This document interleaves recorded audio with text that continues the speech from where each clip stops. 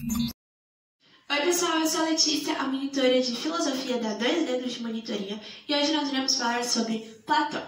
Antes de iniciarmos esse vídeo, já deixa seu like, se inscreva no nosso canal e nos acompanhe nas redes sociais para conhecer um pouquinho mais sobre o nosso projeto. Vamos iniciar o vídeo então. Primeira coisa que a gente precisa saber, quem foi Platão? Platão, se você assistiu o vídeo sobre Sócrates, você sabe que Platão foi o principal seguidor de Sócrates. E a figura principal nas obras dele era o mestre. Por ele ser seguidor de Sócrates, ele falava que aprender é conhecer os problemas, que você deve aprender a conhecer os problemas e as virtudes humanas, eternizando ensinamentos. Então, basicamente, para você ter esses ensinamentos, para você compreender esses ensinamentos, você tem que aprender a conhecer os problemas. Basicamente, é isso. Aí, a gente tem a alegoria da caverna, que a alegoria, basicamente, ela é uma explicação racionalizada sobre o conhecimento humano, por meio de uma narrativa. Então, a alegoria é basicamente um conhecimento humano narrado. Ok, eu já vi essa alegoria da caverna como um mito também. Não está errado a nomenclatura mito, mas o mais correto, vamos dizer assim, é a alegoria, justamente por se tratar de uma narrativa. Mas mito também não está incorreto. Vamos lá então. A alegoria da caverna trouxe um resuminho aqui. A gente vai interpretar bem essa obra. Óbvio que eu não vou trazer a obra inteira pra gente, mas a gente vai pontuar alguns conceitos, porque é uma obra muito importante que você precisa sim ter um conhecimento. Então, vamos lá então. A alegoria da caverna. A alegoria fala sobre prisioneiros que vivem acorrentados desde a infância em uma caverna e que passam todo o tempo olhando para a parede ao fundo, que é iluminada pela luz gerada por uma fogueira. Nessa parede são projetadas sombras de estátuas representando pessoas, animais, plantas e objetos, mostrando cenas e situações do dia a dia. Os prisioneiros ficam dando nome às sombras, analisando e julgando as situações, sem perceberem ser falsas as impressões que captam da realidade. Bom, vamos fazer a interpretação então agora. O que ele queria dizer com esse mito? Os seres humanos possuem uma visão distorcida da realidade. Por quê?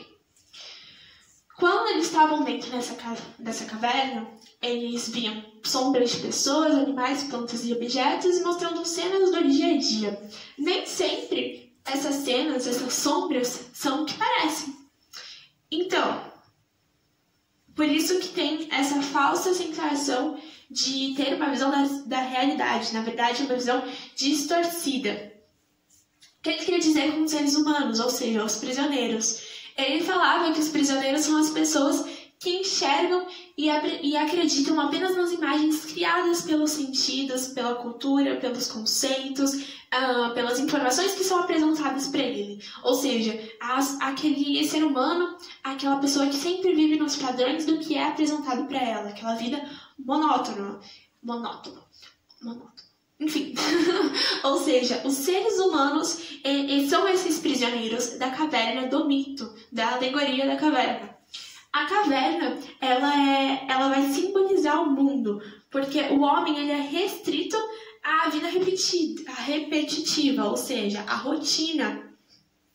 E ele fala que só é possível conhecer a realidade quando os indivíduos se libertam dessas influências, ou seja, quando eles saem da caverna. A caverna é a vida repetitiva, a vida que o ser humano leva todo dia. Ele acorda cedo, vai trabalhar, volta para casa, janta e dorme. Basicamente, é a vida repetitiva. A gente sempre está acostumado a ter a mesma vida, a mesma rotina. E essa é a caverna, como se o ser humano estivesse preso naquilo. E quando ele sai da caverna, sair da caverna simboliza o nascimento de um filósofo. Porque quando ele sai da caverna, ele tem a visão diferente. Todas aquelas imagens, toda aquela realidade que ele via dentro da caverna, na verdade é um outro mundo totalmente diferente. E por isso que surge o filósofo, porque ele é capaz de ver, ele consegue sair da caverna, ou seja, ele é capaz de ver o que os outros não conseguem. Ele lida com o medo, ele lida com tudo que está sendo apresentado como perigoso e ele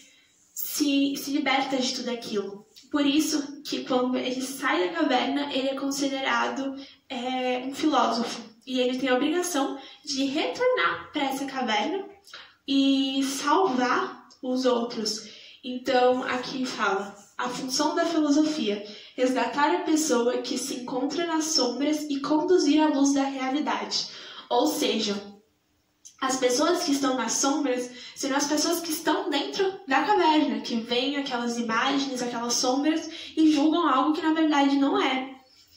E conduzir à luz da realidade é papel do filósofo. O filósofo que deve conduzir as pessoas à luz da realidade, mostrar que aquilo que está aparecendo, aquilo que está sendo visto, não é o que eles pensam. Então, basicamente, é essa a interpretação do mito. Os seres humanos são as pessoas que estão presas na realidade. A caverna é a rotina rotineira, a vida rotineira que a gente tem. E sair da caverna simboliza o nascimento do filósofo, simboliza essa passagem de ver que nem tudo é o que parece. Enfim, profundo. Aí, Platão acreditava que tinha dois mundos. O primeiro, que era o sensível, o conhecimento ligado aos sentidos. As coisas surgem e desaparecem, ligadas aos sentidos. Sensível está ligado diretamente aos sentidos das coisas. Então, seria um mundo ligado às sensações. Inteligível, conhecimento imutável, que o homem atinge pela contemplação e depuração dos enganos dos sentidos. Basicamente, o que ele queria dizer com isso é como se você fizesse várias... O primeiro mundo é o sensível, que você faz várias experimentações com as sensações, e isso gera ao inteligível, que através dele você junta tudo que você conseguiu através do sensível e julga o que foi bom, o que foi ruim. E aí você consegue ter a verdade imutável. E aí a gente tem a sofocracia, que é conhecida como governo dos sábios, e ele apresenta na obra A República. Nunca li, então não posso dizer muito para vocês. Mas ele fala que as pessoas mais aptas dentro do Estado seriam escolhidas após intensos testes acadêmicos para exercer a prática da política. Quando ele fala de testes acadêmicos, a gente já pensa em teste tipo escola, mas não. Testes acadêmicos ele queria dizer que era fazer testes em relação à argumentação, à lógica, ginástica e táticas de defesa do Estado, ou seja, funções que realmente seriam relevantes para a atuação da política.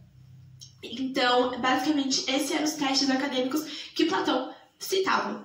E aí ele fala as funções dos cidadãos. Cada cidadão ia ter uma função. E os trabalhadores eles iriam se responsabilizar pela produção artesanal. Os guerreiros manter a ordem e proteger a cidade.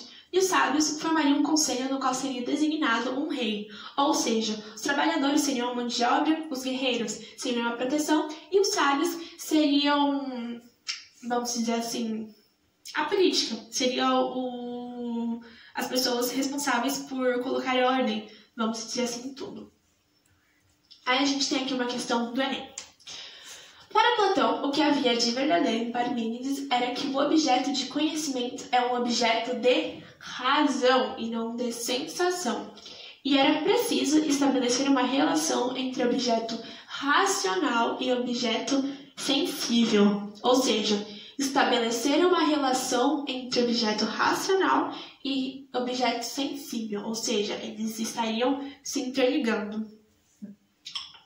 Que privilegiasse o primeiro em detrimento do segundo, ou seja, eles estariam juntos, mas a razão ela acaba sendo mais importante do que a sensação. Lenta, mas irresistivelmente, a doutrina das ideias formava-se em sua mente. O texto faz referência à relação entre razão e sensação, um aspecto essencial da doutrina das ideias de Platão. De acordo com o texto, como Platão se situa diante dessa relação? Estabelecendo um abismo intransponível entre as duas? Não, ele fala que as duas precisam estar próximas. B. Privilegiando os sentidos e subordinando o conhecimento a eles? Não, ele fala que a gente tem que privilegiar a razão e não a sensação, os sentidos, no caso, então a breve também está incorreta. C. Atenda-se à posição de Parmênides de que a razão e a sensação são inseparáveis? Não, né? Ele fala que são sim inseparáveis porque a gente precisa mais da razão do que da sensação em si. Então, não. Delta, afirmando que a razão é capaz de gerar conhecimento, mas a sensação não. Sim, né? Privilegiar-se o primeiro em detrimento do segundo. Rejeitando a posição de Parmênides de que a sensação é superior à razão. Não, ele fala que a razão é superior à sensação, portanto a Eco também está correta. Alternativa certa, Delta, afirmando que a razão é capaz de gerar conhecimento, mas a sensação não. Ou seja, a gente pode sim juntar a sensação e a razão, mas o que realmente gera conhecimento é a razão. Ou seja, é isso. Muito obrigada por terem assistido esse vídeo. Se vocês gostaram, deixe seu like. Esse slide vai estar disponível na nossa plataforma e você pode entrar no nosso grupo do WhatsApp, que é um montão de dúvidas e você pode tirar suas dúvidas. Muito obrigada e até a próxima. Tchau!